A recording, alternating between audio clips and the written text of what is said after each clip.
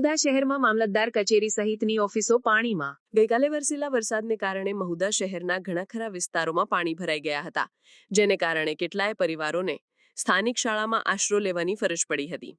સ્થાનિકોની સ્થિતિ જોવા માટે કોઈ અધિકારીઓ આવ્યા નહોતા અને પાણીના નિકાલ માટે કોઈ તૈયારીઓ પણ અધિકારીઓ દ્વારા કરવામાં આવી ન હતી, જેને કારણે ખુદ સ્થાનિકોને જ પાણીનો નિકાલ કરવાનો વારો આવ્યો હતો।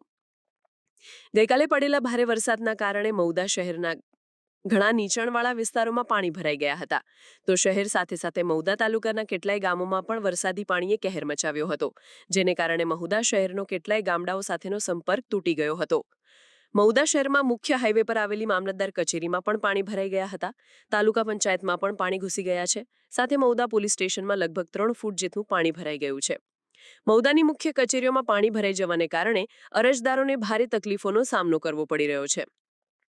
તાલુકાવાસીઓ સખત ગુસ્સામાં પોતાનો ક્રોધ વ્યક્ત કરતા જણાવતા હતા કે જે અધિકારી પોતાની કચેરીમાંથી જ પાણીનો નિકાલ નથી કરાવી શકતા, તેઓ અમારી તકલીફો શું સમજશે।